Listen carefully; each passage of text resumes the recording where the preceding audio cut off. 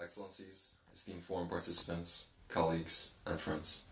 Please welcome to the stage Stefan Löfven, Chair of the SIPRI Governing Board.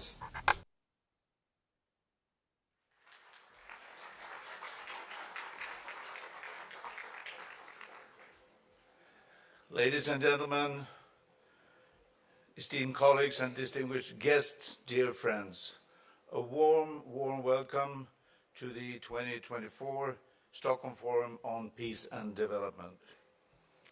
This year's theme, On the Edge, Navigating a Changing World, do reflect the troubling times we live in. We convene today not just as witnesses, but as active participants in a world that balances precariously on the brink of a multiple global crisis. Geopolitical tension is high. Conflict trends are worsening in many regions of the world. The number of armed conflicts has nearly doubled in the last decade, as has the number of forcibly displaced people. SIPRI's data on global military expenditure is reflective of these trends. Total global military expenditure reached $2.443 trillion in 2023. It's an increase of almost 7% in real terms from 2022.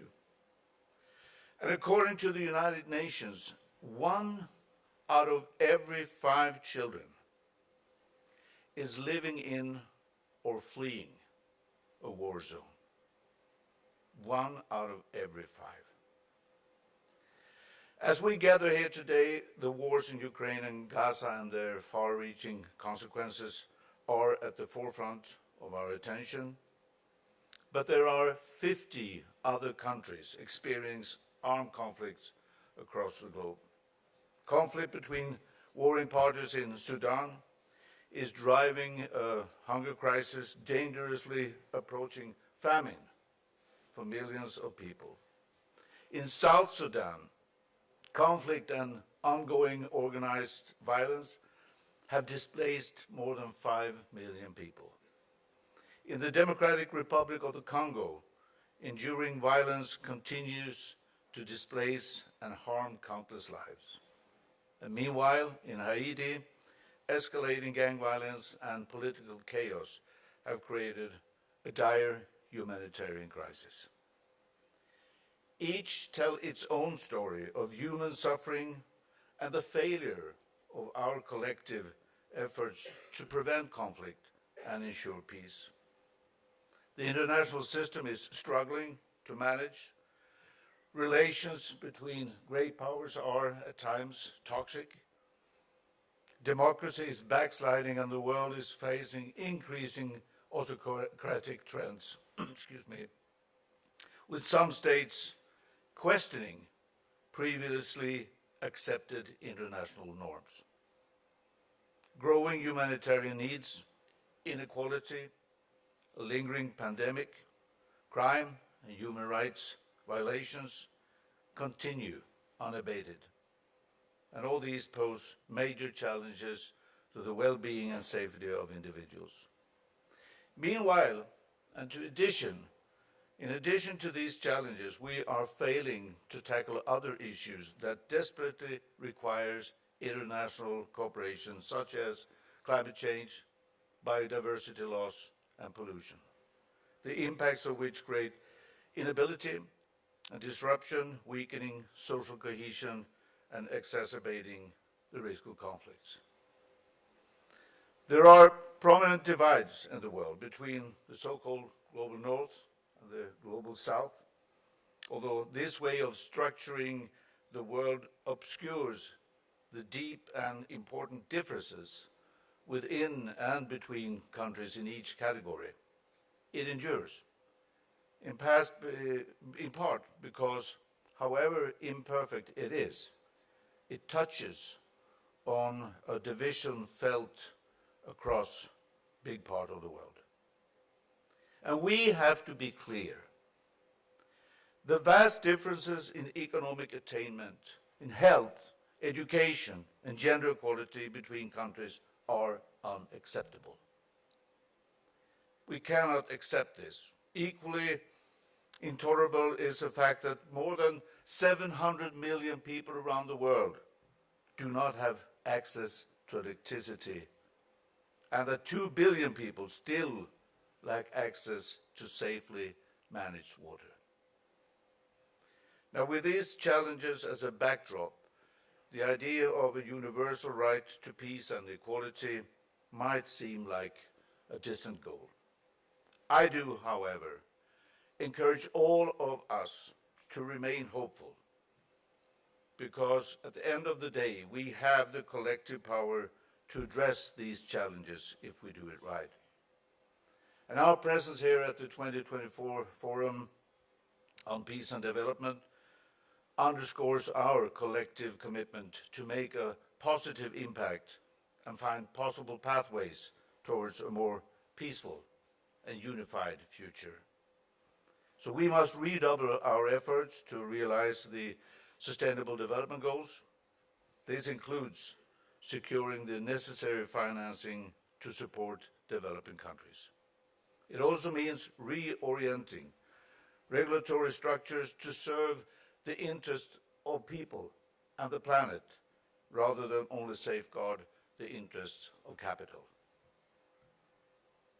In 2022, starting already 2021, together with Ellen Johnson Sirleaf, former President of Liberia, I co-chaired the UN General Secretary General's High-Level Advisory Board on Effective Multilateralism. And we were asked to look at these challenges and try to identify concrete and actionable recommendations for more effective multilateral agreements. We held extensive consultations with many different actors in our efforts to propose changes in today's global governance structures. In our report, we stress 6 transformative shifts that can help tackle global challenges. And at the Stockholm Forum last year, I emphasized the critical nature of the first of those shifts, namely the imperative for us to rebuild a trust in multilateralism through inclusion and accountability. This is one of the starting points for our discussion here today. I firmly believe in multilateralism, but we have to work better and faster. And that requires more transparency and trust in international relations to counteract nationalist narratives. Effective multilateralism can draw strength and legitimacy from greater inclusion and representative majorities to shape global decision-making. Another topic for much-needed transformative shift is the global financial architecture. The World Bank, the International Monetary Fund, regional development banks, and other financial institutions need to be guided by principles and goals that focuses on implementing the SDGs, the Paris Agreement, and on delivering global public goods to the whole world. And the world definitely has the financial resources. That's not our problem. The United Nations Conference on Trade and Development, UNCTAD, has calculated the added annual investment that are needed to reach the SDGs. It is somewhere between 5 and 7 trillion US dollars. That sounds much. It is much. But we also know that global subsidies of fossil fuels amount to 7 trillion US dollars. So we're subsidizing something that is destroying our climate with 7 trillion US dollars annually. We know that the global net private wealth stands at about 450 trillion US dollars. And we know that the 6 richest people, 6 individuals, owns together 1 trillion US dollars. 1,000 billion US dollars. I'm not proposing that we rob them,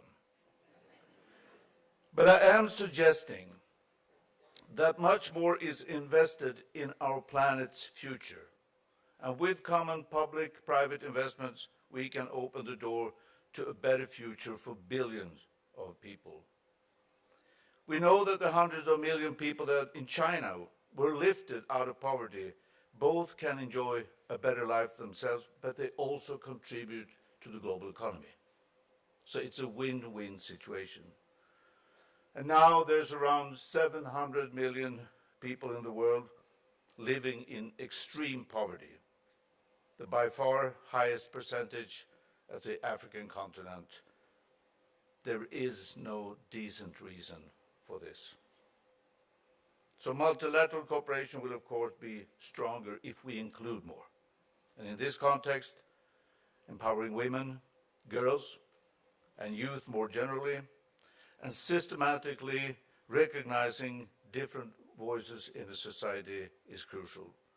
Providing people with opportunities is profitable for all of us. This year we are looking forward to the General Assembly's Summit of the Future, described as, and I quote, moment to mend eroded trust, end of quote. This summit represents a critical opportunity to strengthen our global frameworks for cooperation on peace and security. It aims to deepen our collective efforts to realize the ambitious goals outlined in the 2030 Agenda. And as we navigate these troubled times and turbulent times, the United Nations remains a pivotal arena where instruments and levers for peace can be effectively mobilized. We are, however, confronted with a diplomatic deficit and a profound erosion of trust among nations. Achieving consensus remains a challenge, but it is possible. Now, this reality frames our discussion at the forum. Given the immensity of our challenges, I recognize that some may feel resigned and have a sense of disconnect. It's important to acknowledge these feelings. Indeed, there is a profound distance between our tranquil discussions here in Stockholm and the stark realities faced by millions living in conflict. So this forum is not a ceremonial gathering. It's an opportunity for actionable insights and transformative discussions. So let us use this time together, dear friends, productively, and emerge from these sessions not only more informed, but also more committed to implementing real positive change. So each session, each speaker, and each one of you all brings valuable insights and experiences. Let us use this opportunity to make new connections, bridge divides, and learn from one another. Let us foster dialogue, even when consensus appears out of reach.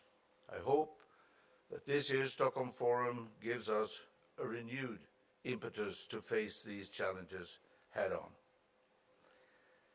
With that, again, a warm welcome. Thank you for being here. Now let's look forward and start. And I will now hand over to the Director of SIPRI, Dan Smith, for the first panel. Please, Dan. Welcome, Dan Smith.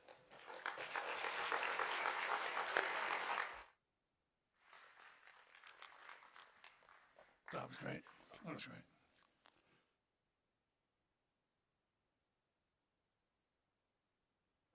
They're moving the lectern, but let's head on up.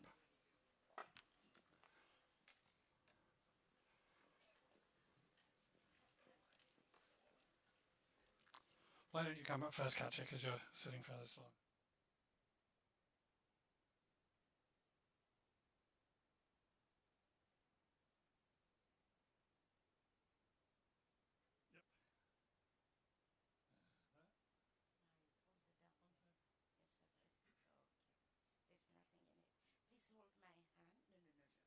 Please hold my hand.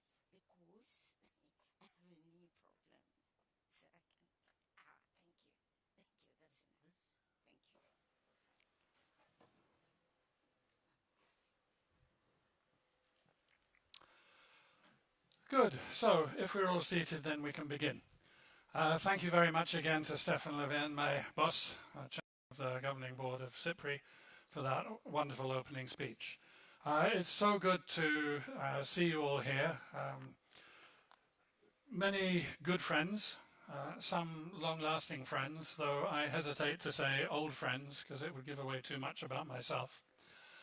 Many of you whom I haven't met before, I haven't had that pleasure, and I hope I will during the course of the 3 days. And so for those of you whom I haven't met, my name is Dan Smith. I'm director of the Stockholm International Peace Research Institute and have been since 2015. And during all of that time, even during the COVID years, we have been convening the Stockholm Forum on Peace and Development around this time each year. 2 years of virtuality in 2020 and 2021, and otherwise as an in-person gathering where we can do the panels like we're about to do now. In plenary session, there'll be one each day, as you know. We can have the smaller panels, the round tables, there'll be some fireside chats, and there's mingling. Actually, before I moved to Sweden, I'd never come across this as a proper word. It would say on the agenda of a meeting, you know, you'd sort of have the opening plenary, you'd have the final plenary, and then it would say mingle, spelled M-I-N-G-E-L.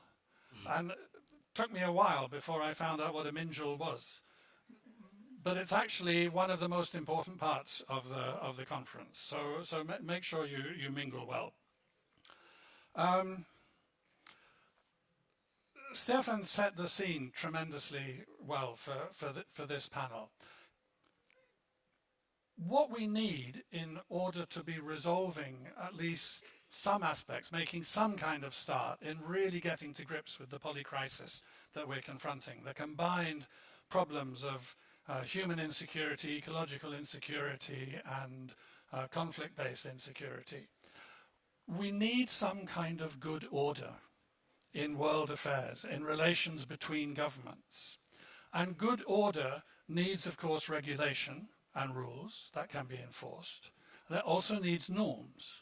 It needs confidence that when you come to an agreement, everybody will stick by that agreement, not change their mind when the wind blows in a different direction the following year. And for that you need trust. And I think that part of what we're talking about is very institutional level. It's at the UN Security Council level. It's at how different governments are behaving towards the World Trade Organization, or whether the commitments undertaken in Paris 2015 in the climate agreement are being stuck to. But part of what we're talking about is at a much more personal level. And it's about communities as well. So I'm expecting that in many ways this panel discussion will range across from community to the UN Security Council and back again, to try to understand not only what is going wrong on the front of trust, but what we can do to address it. And to discuss this, we have a really great panel, as I'm sure you've seen from the program already. Sitting furthest along from me, and the person whom I will turn to first with opening questions, is Dag Julin Danfelt, who is Director General and Head of the Global Department at the Swedish Ministry of Foreign Affairs. Sitting next to Dag is Betty Bigombe, who is now the Kenyan ambassador to Malaysia. Ugandan ambassador to Malaysia, but first of all came to my knowledge as head of the Fragility, Conflict and Violence section in the World Bank. And before that was working as a facilitator, trying to bring dialogue to the resolution of the awful civil conflict in northern Uganda with the Lord's Resistance Army. Sitting next to Betty is Fonteh Akum, who's director of the Institute for Security Studies based in Pretoria in South Africa, with whom we've worked for some years on various issues, a great partner. Then two along from me is Amitabh Behar, who's the executive director of Oxfam International. I asked him where he was based, and he said he wasn't quite sure. And Katja Coyle beside me, who is State Minister in the Federal Foreign Office of Germany. So it's very good to have you all here. This is not a moment for long speeches. This is a moment for questions and thoughts.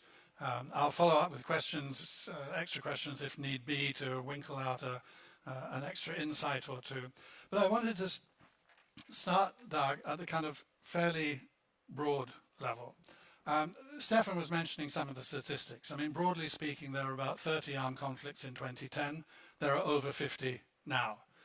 That includes the massive war in Ukraine, but it includes the massive war in Sudan. It includes the horrors of Gaza. It includes Yemen and Myanmar and Sahel and so on. More violence in DRC.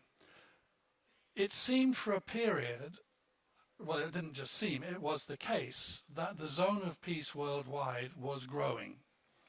And depending how you date it, maybe from around the time of the financial and economic crisis, 2008, 9, 10, or perhaps a little bit later from the time of the Russian invasion of Ukraine, it feels like there has been a deterioration in security and in peacemaking and peace building. What's your perspective on this and on how and why it has happened?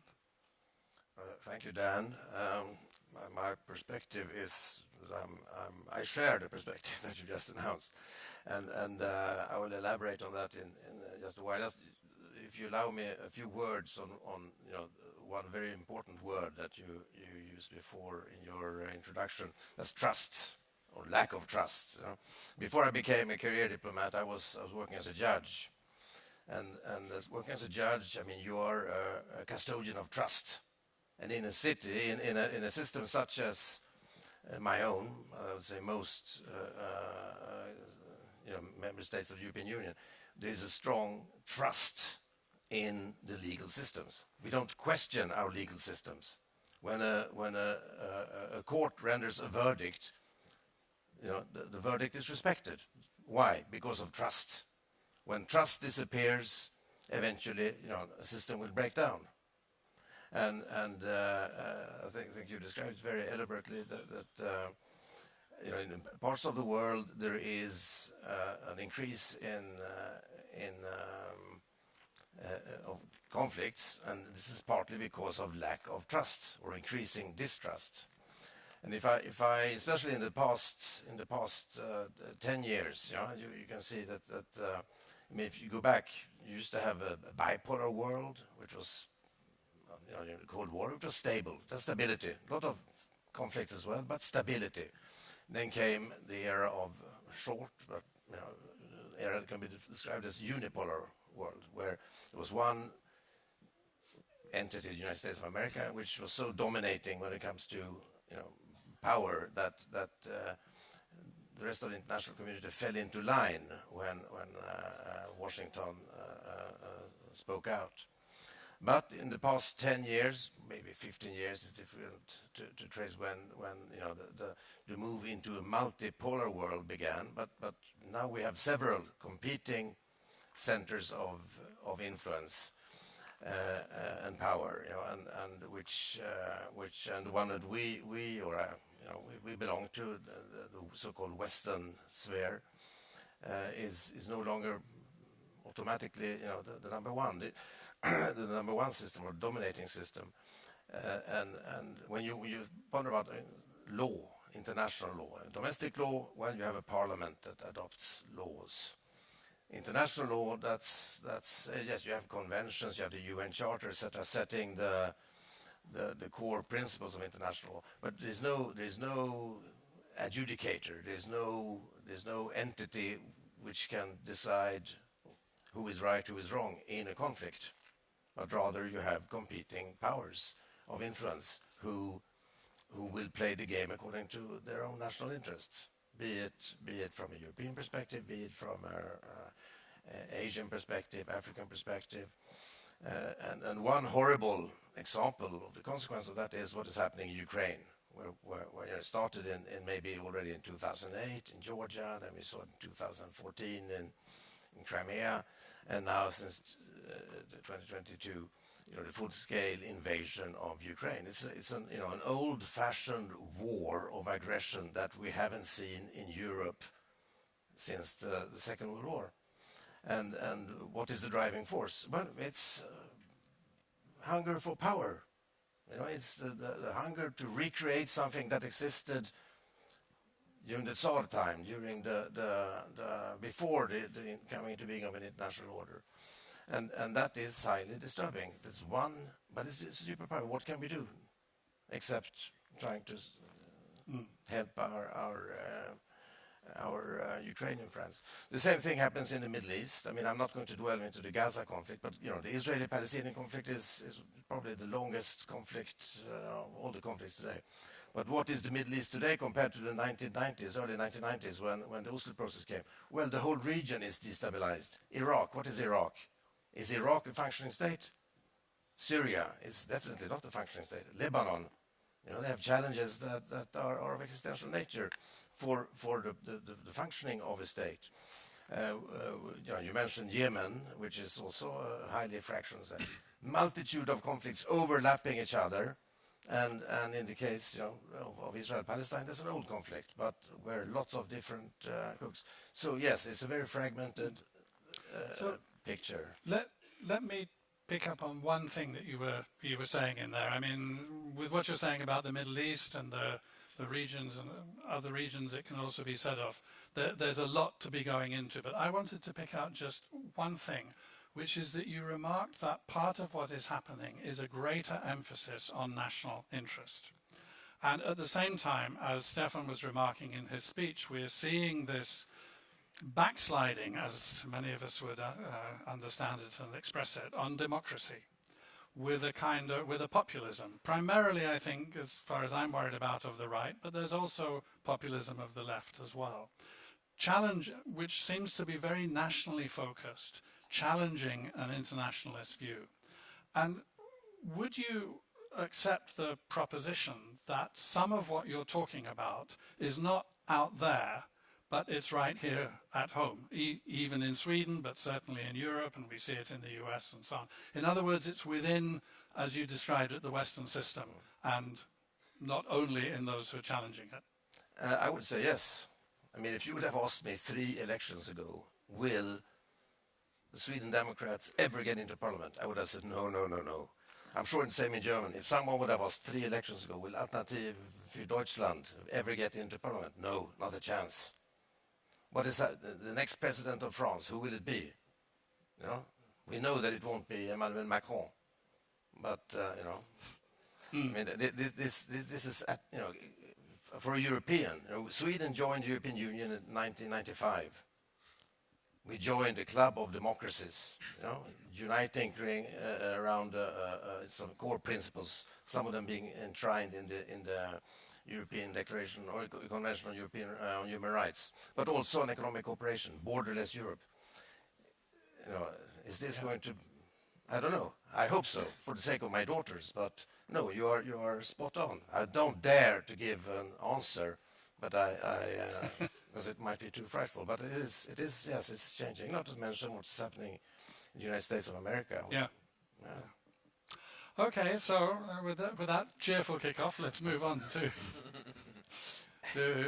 Betty and keep our spirits high. And Betty, you have a long experience in these issues. I mentioned Uganda and the Lord's Resistance Army, and I think your work on that conflict goes back quite a long time.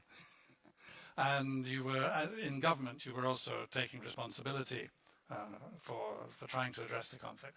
Then you had the time in the World Bank with the FCV team. So what are your reflections on how the scene has shifted over, let's say, the past decade? First of all, good morning. Thank you very much for having me here. It's quite a privilege to be sitting among these eminent people. And it's not just about sitting with eminent people, but what can we do, what can we talk that can save the world today. At the end of the day, that is what matters. In 2006, when I had fairly successfully negotiated the war in northern Uganda, I had stream of requests from students, researchers, asking for interview of those who were writing books. And my response was, the Cold War is over. There are no more wars. And why do you want to study conflict resolution? There's no future in it. Lo and behold, I was so naive, I realized later that it was just beginning to get worse. I also remember in 2013 when African head of states and governments declared that there was no going to be wars anymore. They'll work towards prosperity and peace. I was a little skeptical, but gave it the benefit of the doubt that maybe there was that commitment. It was a declaration which was written and sealed, notarized and sealed. Therefore, probably African leaders would keep to their words. How wrong I was. So today, so when I joined the World Bank, yes, fragility was endemic, but that was 2014. But so we concerned ourselves on addressing fragility. There was violence, yes, but not to the level of what we are witnessing today. Okay, when we go back, of course, there was Rwanda, there was Bosnia, and all these countries, and the other countries that had experienced genocide. And therefore, there was the promise that never again, and thought this would hold. So our concern was, how do we deal with fragility? But the security landscape is evolving, it's changing all the time. It's getting more and more complicated. It is dominated by wars, armed conflicts, coups, resulting in an unimaginable rate of deaths and destruction. And then, of course, the resultant humanitarian crisis. If you look at it, at the whole picture, sometimes, frankly, some of us get very worried that maybe there could be temptation to go back to use, by some countries, to use weapons of mass destruction. So, from my days in the World Bank, the landscape has changed. It is not how wars are fought anymore. Technology has come in. So, how are we going to control technology so that it is not used as an instrument of promoting wars? Because today, warlords mobilize using iPhone or using technology, internet, and all these devices that are supposed to be making our lives better, but the use is turning into something else. The use of drones did not exist back then. Today, you have drones killing indiscriminately, destroying it indiscriminately. So we have a lot of challenges. Yeah, trust was talked about earlier on.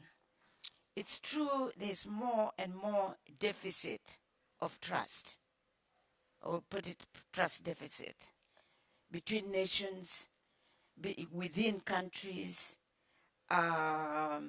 So it's very, very difficult. How do you build that trust which is lost? And it's not something that you can build overnight. It will take ages to build. Betty, if I can... Can I? Yeah, let me rush. When you look at the drivers of wars, it doesn't give you any hope. poverty is on the rise, marginalization of communities, unemployment of youth, and environmental issues. They're all threatening. They're all drivers of wars. And I can go on. But when you look at what is going on in Gaza today, and justification, there's the notion of self-defense. How far does self-defense goes when fetuses are killed, not to mention women and children were killed in the name of self-defense? How far do we go with self-defense? When multilateral agencies are being ignored and not respected anymore, when the UN is doing all it can, but it's almost being made impotent. ICC is said, well, has no jurisdiction to touch anybody, and that is why when African leaders complain that ICC is maybe for only African leaders and not the other untouchables. So, but I want to just wind up and say that, well, with all this foregoing, we still can do something. We still can do something. Could we maybe invest more in preventive diplomacy? Because we've talked about preventive diplomacy, but are we practicing it? Are we investing enough in preventive diplomacy? And let me cut off. Peace mediation can help, but there are also very many flaws with this mediation. I'm not going to go into these details, but there are certain things we can be innovative about and smart about that can save this world. Thank you very much. Thanks, Betty. And I want to use one thing that you said to move straight on to Fonteh, which was this issue you raised there. How far can we carry on using the justification of self-defense when the violence reaches a certain level? And you could also say, taking the example you took, when it reaches a certain depth, that it reaches so far into society.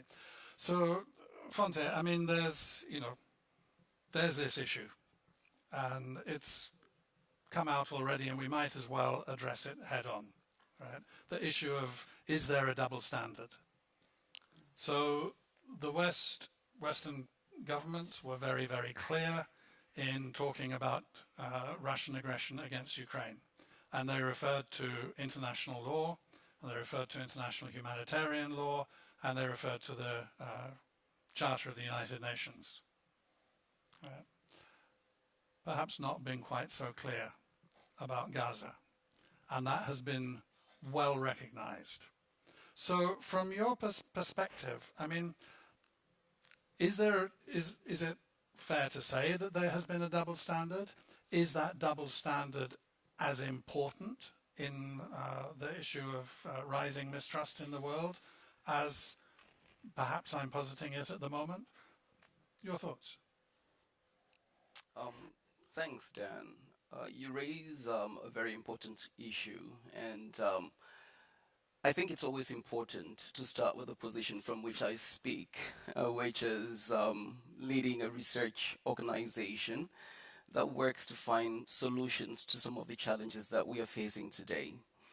And from that perspective, the long and short answer would be there is a fine line between the perception and the reality of double standards in the international system. And that is reflected in sort of this helix system, where there's a differentiation in history, memory, and memorialization between different components of the world. And I agree with Stefan when he said you cannot homogenize the global north and the global south. So I'd limit my reflections to the African context particularly.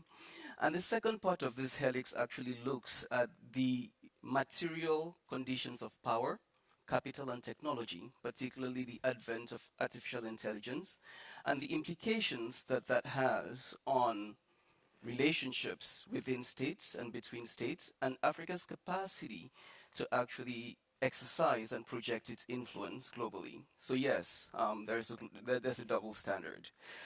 The second reading of the situation is in terms of power, right? When you look back historically to the UN Conference on International Organization, San Francisco, 1945, the picture that's represented online is a room that's filled with mostly men, mostly white men, and with about 3 delegations representing the African continent. The world has evolved from 1945, so there is the pressing question. So that is reflected in the way power is conceived and deployed. And so looking at the question of power that defines and determines this double standard, you've got to question the relevance of hard power in the world today when you understand the extent to which the US invasion in Iraq and Afghanistan did not deliver the outcomes that were expected, and question whether the Russian invasion of Ukraine and Israel's campaign in Gaza would equally deliver those outcomes. And if your conclusion is negative, which seems to be the prevailing perspective, then you've got to look at the new currency of trust in the international system, which seems to be a deployment of smart and soft power. And within a context where you have 2 poles at the moment, pretty much China and the US, and where there is a rise of a number of powers in between, the currency of power is shifting, and it's also determining the currency of influence in the international system. And so when you look at the African continent and the amount of trust that's being developed, say, between China and African countries, between Russia and some countries on the continent as well, it goes back again to history, the way history, memory, and memorialization is analyzed and instrumentalized by many of these actors. Now, what does that mean in real terms? It means that this double standard could effectively be addressed through a number of things. The first is accentuating the autonomy of African states to choose their partners to meet certain needs on the continent, whether it's infrastructure, issues of governance, issues of rights within communities. The second is an international system that's more inclusive, which again, borrowing from Stefan, an inclusive international system, whatever way it's structured, provides for safeguards against these accusations of double standards, whether in perception or in reality. And the third should be a marked departure from the deployment of military power as an offensive tool, but more as a defensive tool, which should invariably reduce the cost of investment into hard power in the world. And I think those different dimensions allow us to start thinking through how to rebuild trust. So if you can quite kind of briefly, how move to a topic in which military power is not being deployed, although there are security ramifications to the issue, but think about climate change, right? So there are also double standards about climate change in the sense that those who did not cause the problem are the ones who are being asked to pay the price. So how would that set of principles and possibilities that you're outlining there apply in the climate change context and in agreements about it, discussions about it, regulation of the problem? Well, if you take a step back and looking beyond the threat matrix that's exacerbated by changing climate conditions, there is the positive end, which is how does the globe actually react and deal with it? What is the offer? The offer is in moving towards green technologies, for example, and looking at where a lot of the natural resources that could drive these processes are. You look again to the continent.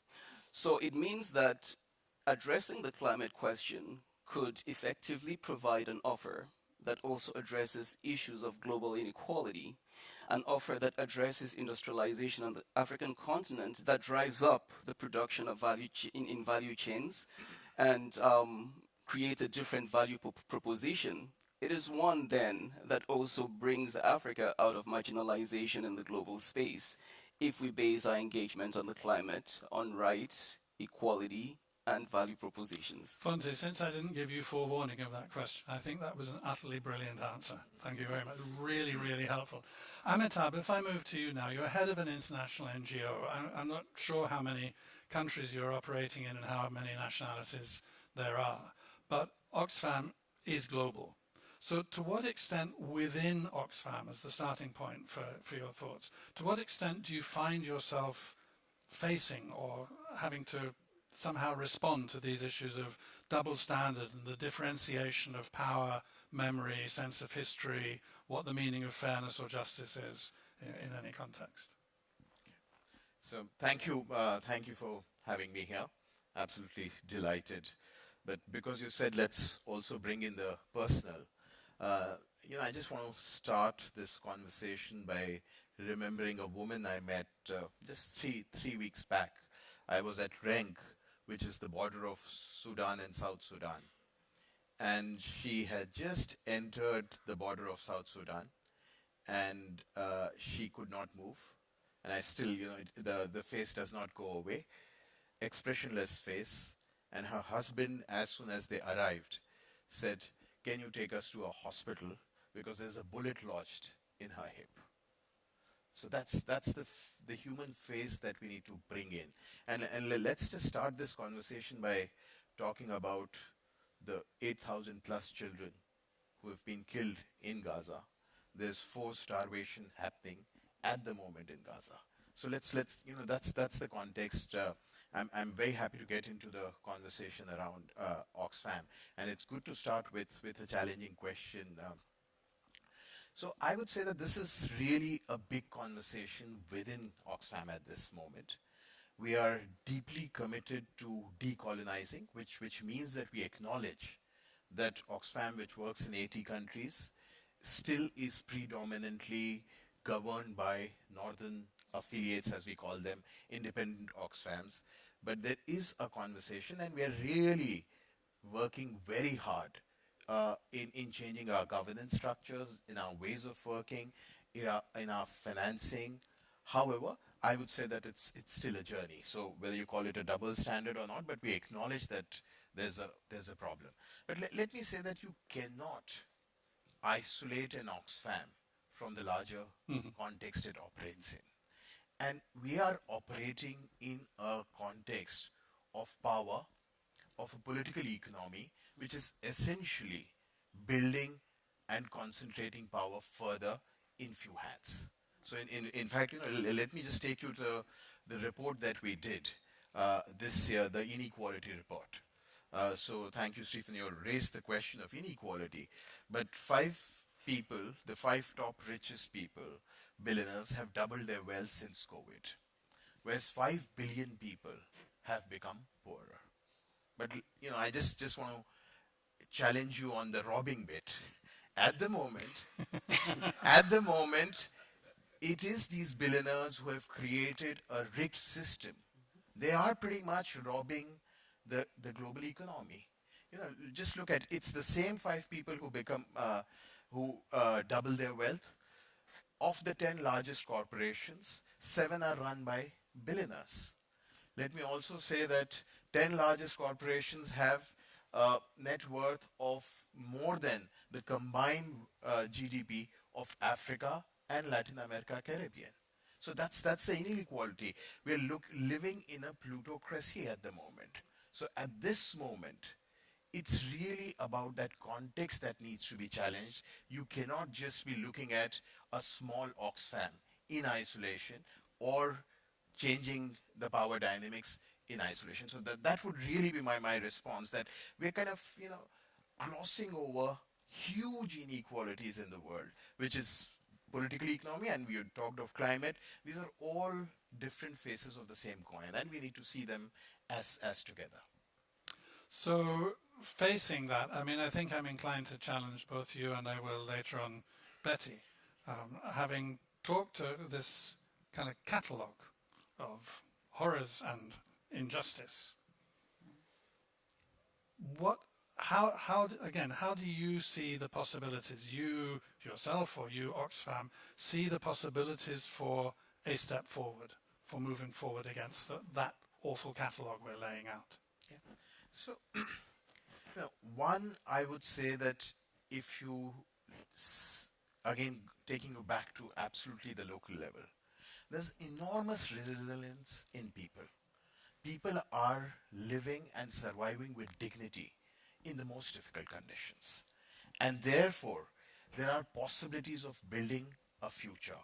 It is really the powerful who need to find ways of building trust.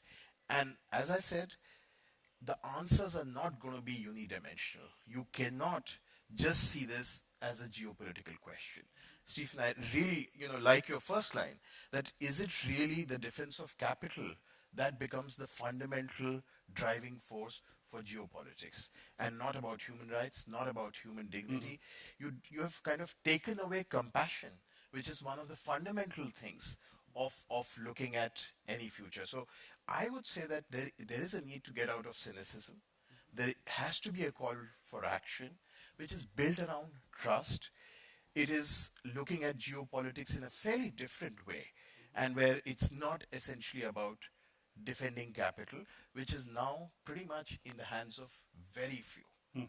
So it is really, it's a new imagination, and we'll need to do that. It's absolutely critical for building an alternative future. Otherwise, what we heard, the description in the introductory remarks, it's frightening. And when you add to that the crisis of inequality, when you add to that the crisis of climate, it is looking at a world which we would not want to hand over to anyone, forget about our future generations. So, Katja, I want to thank you very much, Amitabh. Katja, I want to turn to you now, and I was going to ask you a question about UN reform, but I'm going to hold back on that and ask you if, first of all, you have a minute or two of reflecting on what you've just heard from your fellow panelists. Well, thank you and good morning to everybody. And thank you, Dan. That was exactly what I was going to start I thought with. so, yeah. You mentioned the catalog of wars and catastrophes we heard. But we are all here because we are all political people who don't want to give up on saving the world. So I'm going to try to focus on what can we do in that situation. And talking about distrust, there's a lot of distrust now. But let's face it, the world has never been in a trustful, perfect position ever. This is not the first time we are looking at atrocities and wars. So if we're honest and we look back and we think about the Congo in the 90s, Vietnam, Cambodia, World War II with 60 million people, we see, well, this is not really something new.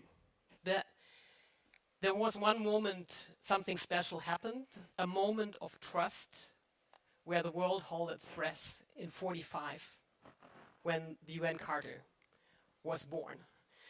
So if we have a lot of distrust going on, we need to remember and come back to where the minimum of consensus is, where we build something that we don't want to lose, that we want to defend, which is our common ground. That's where we have to come back to every time there's a lot of distrust. And so I want to make three remarks on the institution, the assembly, the Security Council, and the accountability, the courts. And the first one is not only the assembly, it's what we can do. It sounds easy, but I think it's the most important is talk to each other. That's talk about the differences and the challenges. And so that's the experience I made with the Russian war of aggression in Ukraine. We had this debate in the assembly, and we had resolutions and we had majorities on it. But of course, not everybody was agreeing. And since, as a state minister for Africa, I was having a lot of debates on the African continent with governments and leaders who were not on our line and who were not voting with us in the assembly. But if we want to build up trust, that's where we have to exchange honestly, sit together and say, okay. And then I found that while we're talking, whether it was Algeria or Namibia or South Africa, in the bilateral talks, it wouldn't look that bad as on the outside sometimes the dissensus seems, because then we can come to bed and say, look, we understand, and that's looking also at history. You have to go a lot, if you want to understand each other, it's not looking back at the last 12 months. You need to look back sometimes 100 years to understand each other. To say, okay, during apartheid, we were on the wrong side. And you have different feelings about who was on the right side. So something we have to acknowledge. But then we say, well, we have this UN Charter, the respect for borders, and a European border was violated.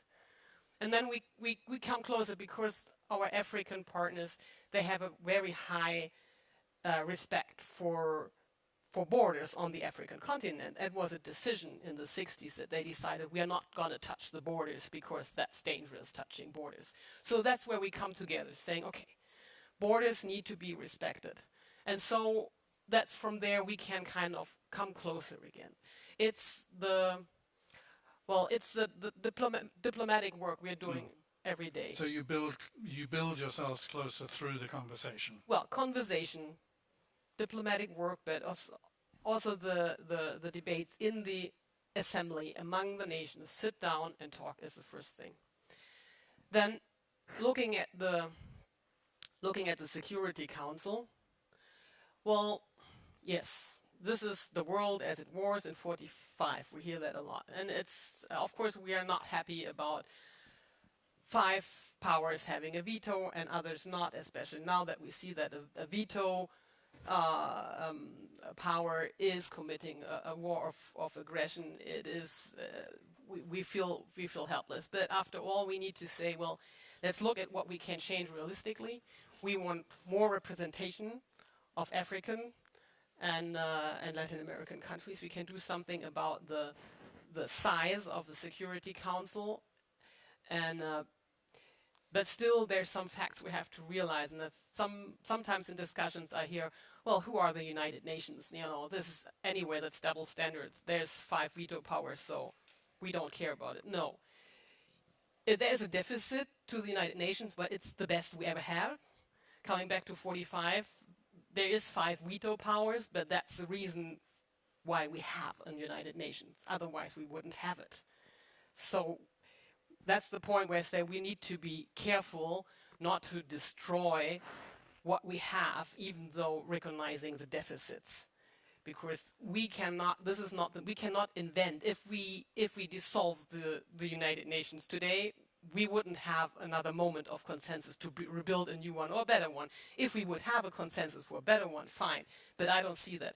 So let's keep what we have and what we need to make a better world. So let's work. We're going to have the summit of the future at the end of the year. So in New York. So let's try to do reforms, go step by step, but let's not just say it's not worse anyway. And the third point I want to make, and that's to me that's a very, very important one, is accountability. Is the UN courts. I mean, it's quite a young court, ICC.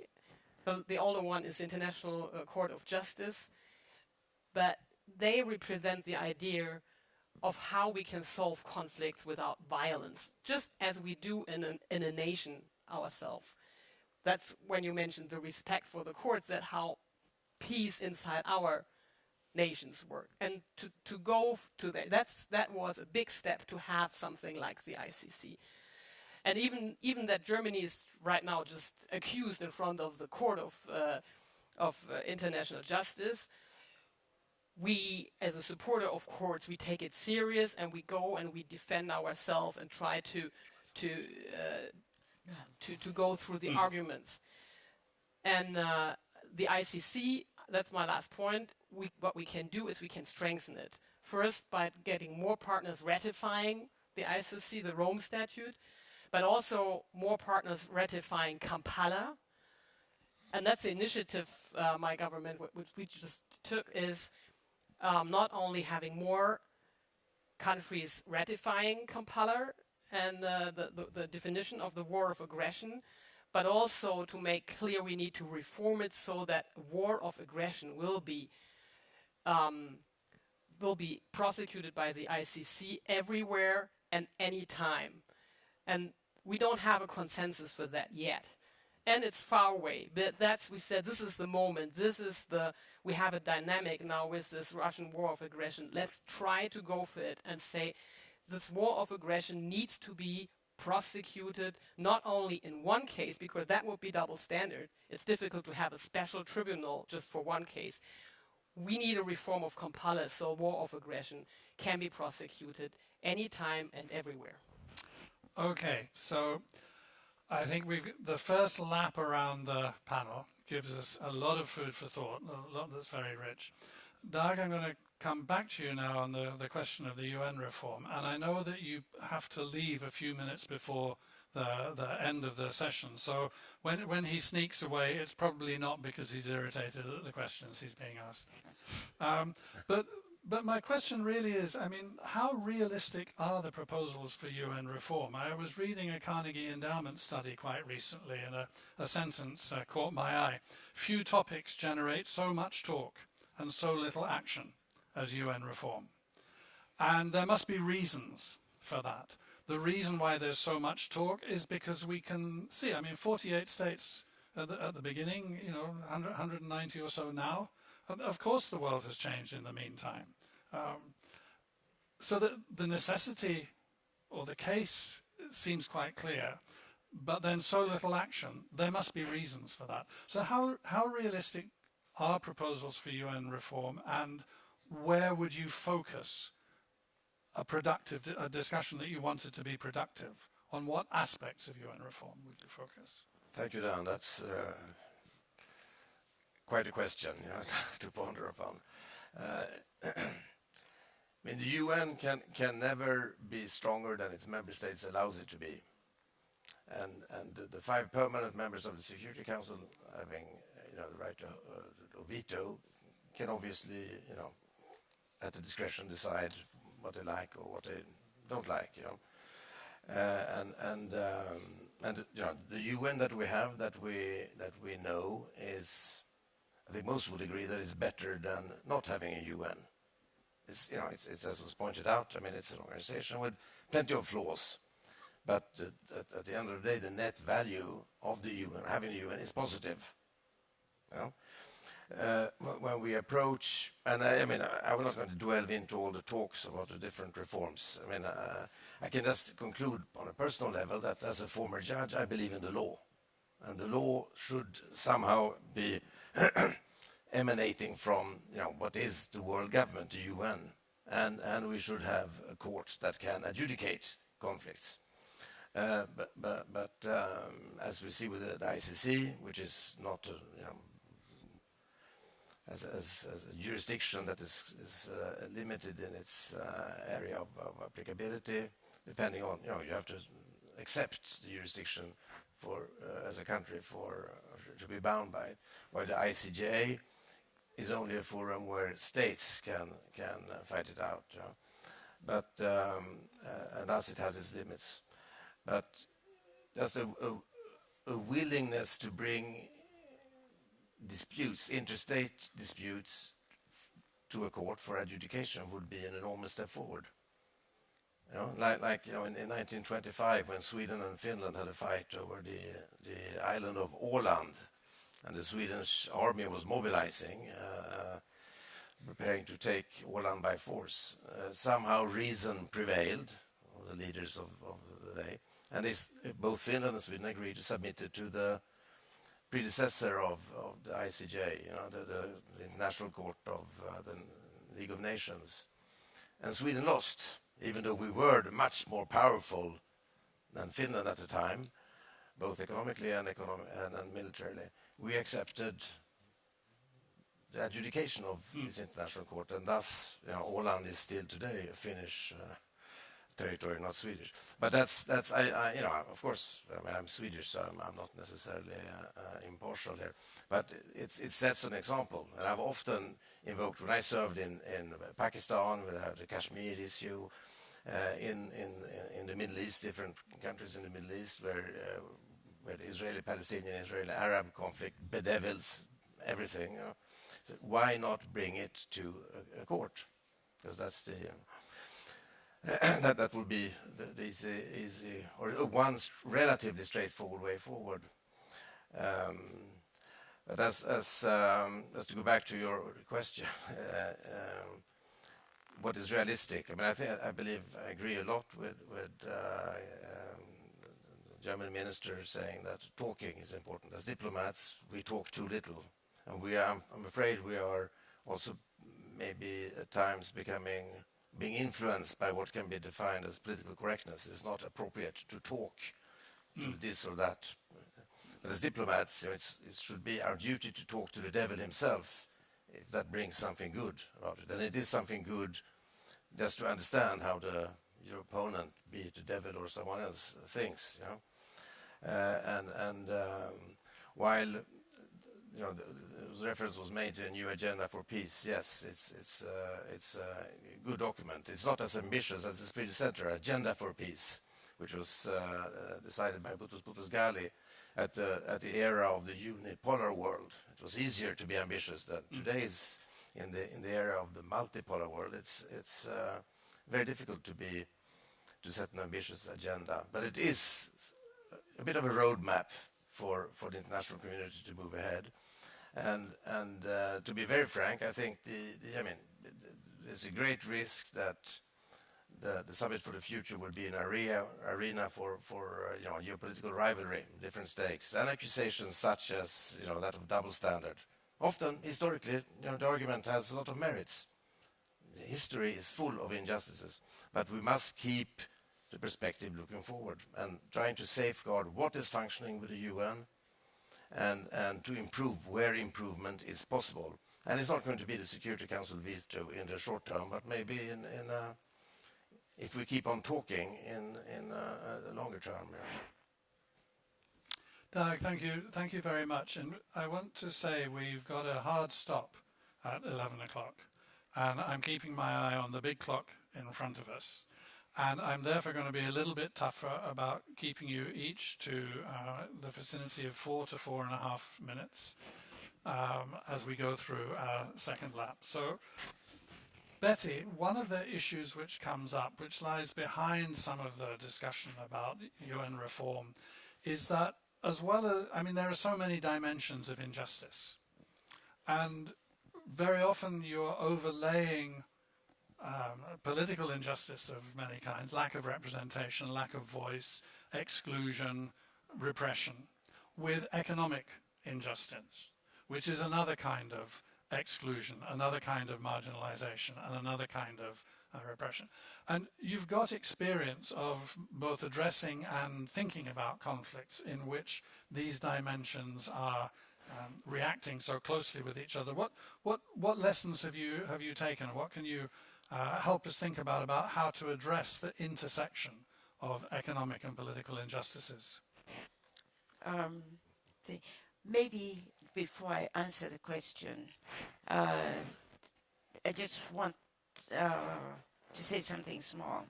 The German minister said very nicely too that we need to talk. And by the way, I was emphasizing the importance of UN and ICC, and if they cannot be recognized or listened to, then we are in real trouble as a world, because where else do we go? But going back to what you said, Madam Minister, about let us talk. Can we invite, for example, the Russians to a meeting of this nature? Because if we're talking among ourselves, people who will agree with one another, then we are not reaching out the opposition whom we should be engaging so that we can be on the same page. So I just thought that is important. We can talk, but not among ourselves. Let's reach out to people. It's normal to disagree. We disagree everywhere. But can we reach out to them too, and we talk to try to bring peace? Now, things I have, going to the question now, I was not looking at the justice, economic justice, and other injustices, but I want to go back to what has been talked in here earlier on, is what I've learned over the years in trying to bring peace. You cannot force people into it. Building trust is the most important. It's the cornerstone of your success in peace processes. Trust in the mediator, trust in the process, because if I had this experience, I was on the team that negotiated peace in South Sudan, and the parties did not have trust in IGAD, that is Intergovernmental Agency for Development, which was leading the process. And they started accusing the leader of IGAD as that he had been bought off. So without trust, and that is to some extent, the peace agreement has not been implemented because there was no trust in the process. There was no trust in the individuals who were doing it. So that is paramount. The other thing that I've learned in these processes too is the importance of backdoor negotiations. Oftentimes, we talk about peace talks, kind of some forms of dialogue. They're okay. They're in a 5-star hotel, they're all right. But you do not get into the hearts of the matter. Sometimes the leaders don't want to be humiliated.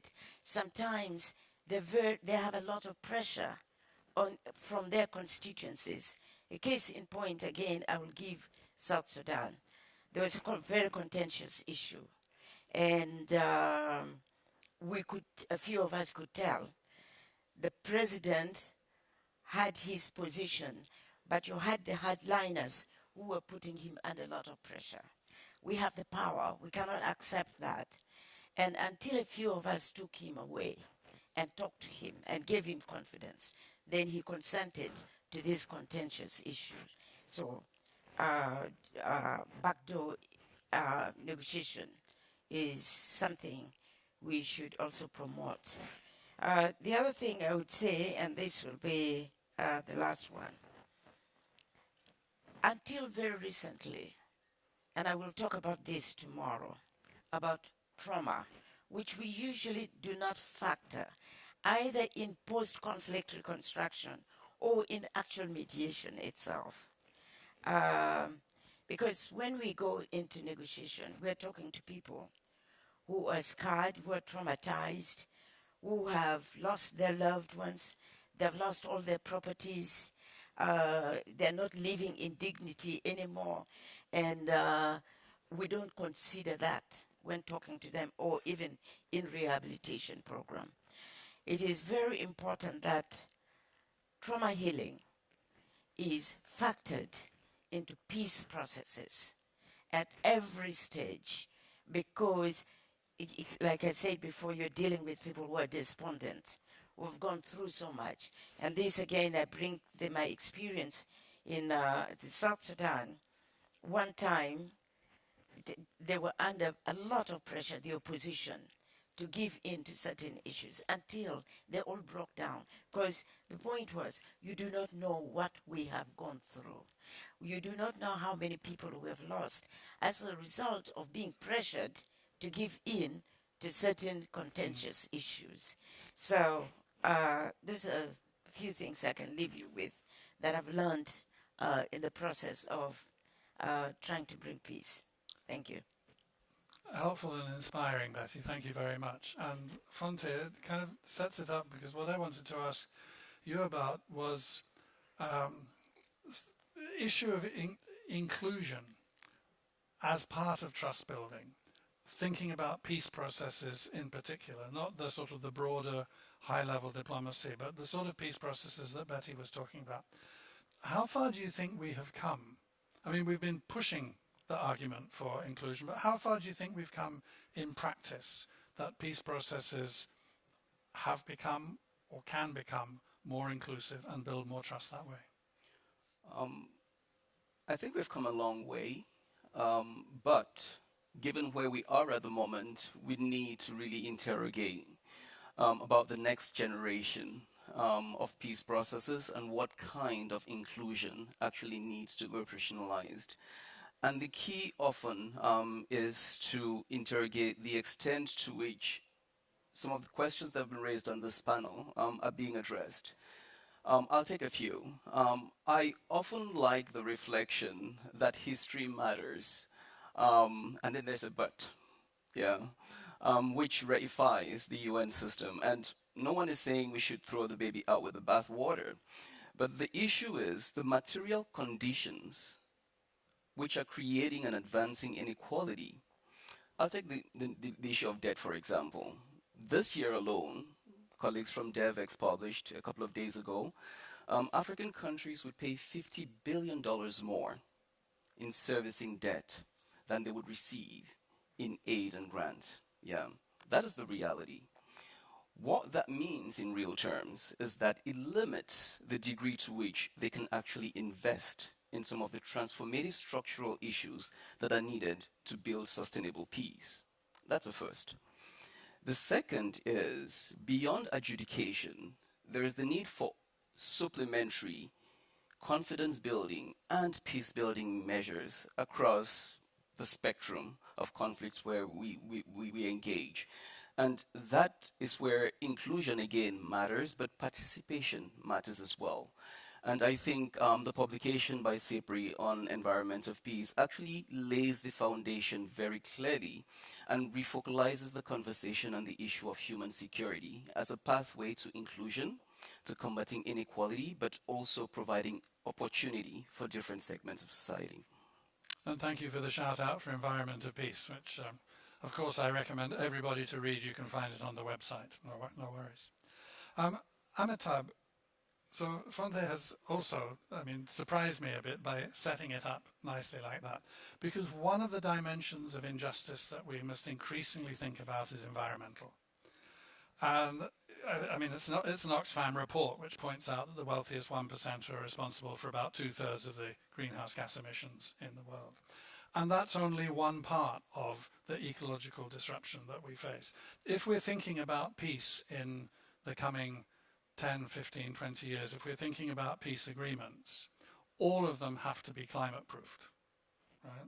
The world is changing around us. So how does this aspect of injustice play in alongside the other wealth injustice and so on that you have been talking about and thinking about in Oxfam for a long time? How do you see the possibility of these, if it's possible, dovetailing together into an integrated approach? Sure. So, as you gave us the figure from our report, last year it was the top 1% had carbon emissions twice the 50% of the global population. So the point that our report is making, and it's going to kind of go back to the previous argument that I was building, is that it is now not it is really the super rich who are responsible for the emissions, and therefore they need to take responsibility. And we must, and I like this conversation where we were saying that we need to look at the North and South from a new lens. It's critical. It is really the super rich who are really the worst polluters. Let me give you an example. As in, just a couple of months ago, in India, our richest man had a pre-wedding bash for his son. And they had in a particular airport where usually they get only 10 aircrafts in a day. They had 130 private jets coming in. So Rihanna, Zuckerberg, pretty much everybody was there.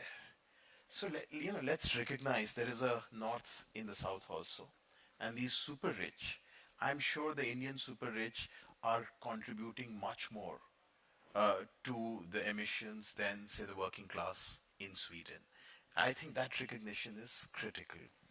But having said this, I think it would be very, very important to recognize ultimately the integrated nature of that political economy that we have. Why are we doing trillions and trillions of subsidies at this juncture to the fossil fuels? I think that's a question that has to be asked. After enormous struggles, we have got the loss and damage fund. But what is it? As in, it's a great start, it's important. However, it's really pittance in terms of the commitments that you have. So again, the question is that we will not be able to now see, this phrase of the polycrisis. I'm now, I want to challenge that. It's not really a polycrisis.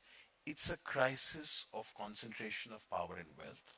It is a crisis of the post-World War project of liberal democracies, which is being fundamentally challenged at this juncture.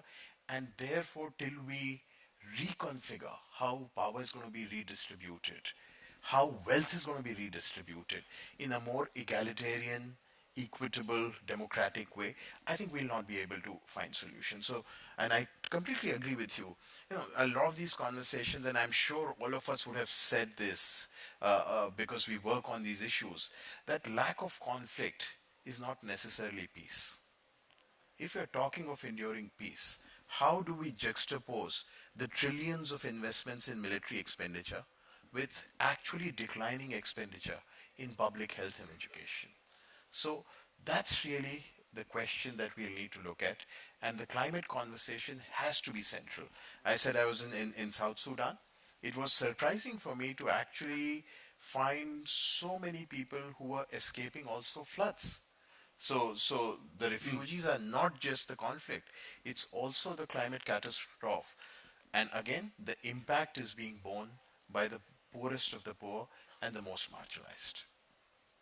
And the effects of the climate change and the effects of violent conflict are interacting with each other because it's the same communities which are being hit. Absolutely. Yeah. There's a huge link. It's the same communities who are facing the triple burden of deprivation, climate, and conflict. So in fact, if you look at our work as Oxfam, and I'm sure many of our similar entities, we are now moving ahead, as in we are not saying that we can continue with only humanitarian work. That's not going to deliver. It is going to be what we are calling as nexus programming, which is the interface of development, climate, and humanitarian. Thank you, Amitabh. Katya, you are, amongst other things, representing a donor government.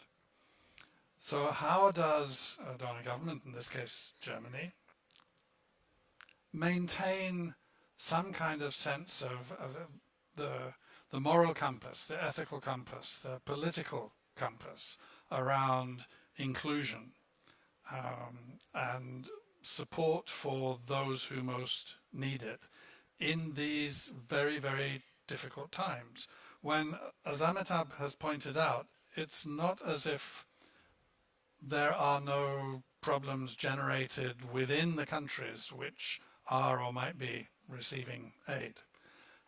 There are conflicts there. There are conflict regions. There's not just the pressure of climate change, but the pressure of the governance systems which are not working in the interests of the majority of people. How do you maintain course? Okay, well, indeed, Germany is a donor country, if you want to call it that way. I mean, I can see everywhere we are the second biggest donor for humanitarian help, and we committed 6 billion to the loss and damage fund. And still, the idea of donor countries and receiving countries is already something that's well, as you mentioned, the question is, are we the donating ones? What do we receive? You mentioned the numbers. I mean, we are committing all this climate warming that others are suffering. We are using their resources. So I wouldn't say this is just a generosity of our side. It's our responsibility, and it is in our own interest. And we would be in a better world if we wouldn't have to have donors and receiving countries. But as far as we're trying to solve the world, of course, we cannot just stop doing what we're doing and coming to our responsibility. And especially the climate question, as you said, is a question of justice. When I talk to young generations in Kenya or Ethiopia or looking at Somalia, the Horn of Africa especially, when you talk about security issues, the first thing they say is climate, because that's absolutely connected, and they realize every day that climate protection is a security issue. But you ask about the principles, and of course we have principles. I mean, inclusion, by the way, feminist foreign policy is such a principle that we apply. There should be no do no harm, not support terrorist group, all this. And the main part, 2/3 of all these, I would call it, investments, all this investment is better than donation, I think, investment in peace, goes through UN institutions. So it's not bilaterally that we go and decide we build this bridge, we build this building, we build this hospital. I know others, competing powers, do it that way, so they're more visible than we are because we act mostly through UN organizations and the last third through NGOs. So, of course, we want to promote our principles, and so we realized, okay, maybe we have to work on our visibility because others are more visible on the African continent. But still, I believe, but all we can do, we cannot just change and do it without principles just to have more geopolitical influence. This is not the solution. But of course, we have to maybe promote a little more what we are doing, what we stand for, and that what we do might be more sustainable than the quick impact of others. So what we can do is we can just stand there and make an offer and try to make the better offer than others. But that's where we stand. And of course, after all, to come back to the beginning, try to promote development so that someday we won't have to have donor countries and receiving countries. So thank you very much, Katja. And as we now come towards the end, what I like to do before I let the panel go and let everybody have a well-deserved coffee break is ask you each, and it's got to be said in about 1 minute, maybe 1.5 if the one before you says it in only a minute. What do you want people to take away? What's the one thing? I know it's artificial, but it sometimes helps focus the mind, and after all, there's 4 of you and then there's me, so there may well be 5 things for the good people to take away. What's the one thing you would like people, as they leave and go to their coffee, to take away with them from this discussion? Betty, you first. How am I going to contribute towards bringing peace in the world? Maybe not so much the world, but your own environment. You get the rest of her minute. That's your time. Addressing the structural drivers of war and insecurity needs to be addressed across all levels globally, and that is what would deliver on the world that we want. I get 3 minutes now? Pretty much. If you're that quick, she's got another half-hour speech to give. All right, so I would agree with Fonteh that ultimately it is really looking at the structural questions, and conflict in the absence of justice cannot be understood. And therefore it's really critical for us to engage with the injustices which are structural in nature, which we completely condone, and we are fairly comfortable living with that. And that's getting reflected in what's happening in Gaza at the moment, what's happening with the trillions of dollars of subsidies to the fossil fuel. That's happening with the vetoes in the General Assembly. So it is really about I would say, inverting the pyramid, and let's look at the world from the perspective of the most marginalized people. I think it's really important, because ultimately you're talking of majority of the people who do not have access to food. You said 700 million people live in extreme poverty. People, as in the number that I had, 900 people have actually slept hungry. That's phenomenal. If people are not getting basic food, basic education, I think there's a huge responsibility on us, both looking at the historical injustices, the continuing structural injustices, but then collectively through dialogue and through ambition try and build a more equal future? And Katja? Well, I think the main message is that we shouldn't lose hope.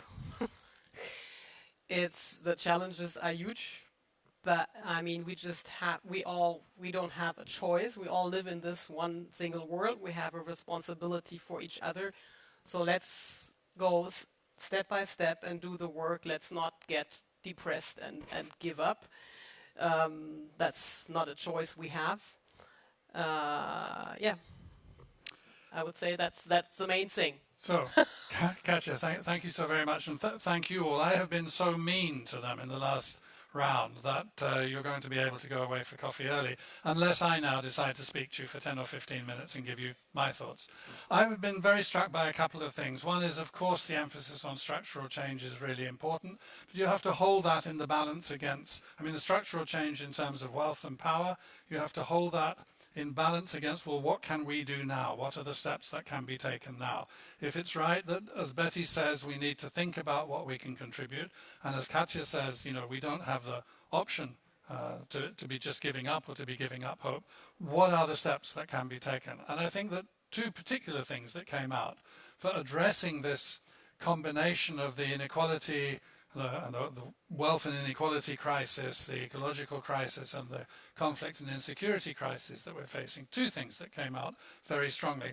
One was Fonteh's point that maybe climate action, climate diplomacy, can be the offer which helps start the process of rebuilding trust, even in this very flawed set of institutions, flawed world, and divided world. And the second thing then, which links to that very much, is simply the conversation. Simply to talk, to exchange. But one thing that was said, and I'm going to refer to Stefan's predecessor as chair of the governing board, so therefore every SIPRI staff member knows exactly what I'm going to say now. We've heard the importance of talking to each other. What Jan Eliasson used to say was that there is a good reason why the good Lord gave us 2 ears and only 1 mouth. Talking implies listening, and we need to listen to each other very, very carefully as well in order to make that conversation productive. And I think an awful lot of failures of trust and deficiencies of trust start when you get the sense that, oh, they're not listening to me. So thank you very much for listening. I hope you have a great day. I'll see you around. Thanks to the panel.